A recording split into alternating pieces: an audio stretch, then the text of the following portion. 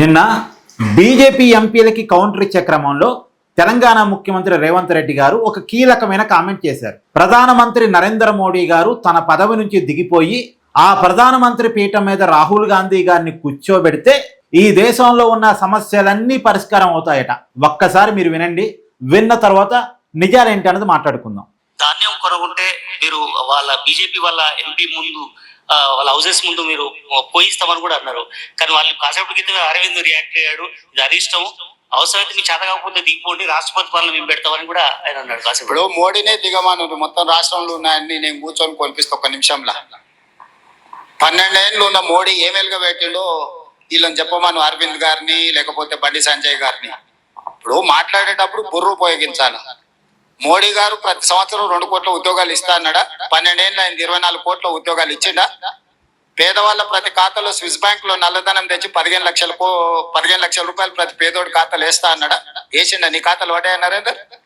పోనీ ఇక్కడ రాములు గారి ఖాతాలు పడ్డాయి, ఆయన కూడా పేద అయింది కదా. ఇట్లాంటి ఒక 50 చెప్తా నరేంద్ర మోడీ గారు ఇచ్చిన అష్యూరెన్సెస్ కి రైతుల ఆదాయాన్ని 2 ఇంతలు చేస్తానని చేసినా పండించింది కొంటలేడు. తక్షణమే నరేంద్ర మోడీ గారిని దిగిపోమని, రాహుల్ గాంధీ గారు నా కుర్చీలో కూర్చోబెట్టి ఇవన్నీ ఫుల్ఫిల్ చేపిస్తా నేను. కొంత కామెడీగా ఉంది కదా. నరేంద్ర మోడీ గారు దిగిపోతే ప్రధానమంత్రి పీఠం మీద రాహుల్ గాంధీ గారు కూర్చుంటే సమస్యలన్నీ పరిష్కారం అవుతాయట. ఇక్కడ నేను ఒక విషయం చెప్తా. నరేంద్ర మోడీ గారు అధికారంలోకి వచ్చి ఇచ్చిన హామీలు అమలు చేయటం లేదు అన్నది పాయింట్అవుట్ చేయటం వరకు నాకు ఓకే, ఇబ్బంది ఏం లేదు. రాజకీయ పార్టీలో వీళ్ళని వాళ్ళు క్వశ్చన్ చేస్తారు, వాళ్ళని వీళ్ళు క్వశ్చన్ చేస్తారు. ఇది బ్యూటీ ఆఫ్ డెమోక్రసీ. కానీ మోడీ గారు దిగిపోయి రాహుల్ గాంధీ గారు కూర్చుంటే సమస్యలన్నీ పరిష్కారం అవుతాయని చెప్పేసి అన్నారు కదా.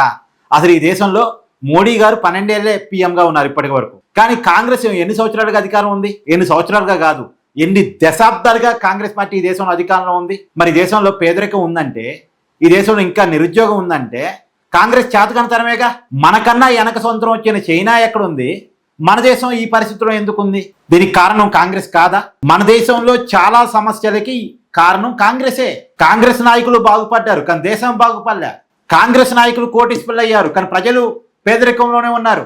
కాంగ్రెస్ నాయకులు మేడల్లో గడిపారు కానీ పేదలు గుడిసెల్లోనే ఉన్నారు. ఇప్పటికీ ఇందిరమ్మ ఇల్లు వస్తే బాగుండు అనుకునే పరిస్థితుల్లోనే పేదోళ్ళు ఉన్నారు.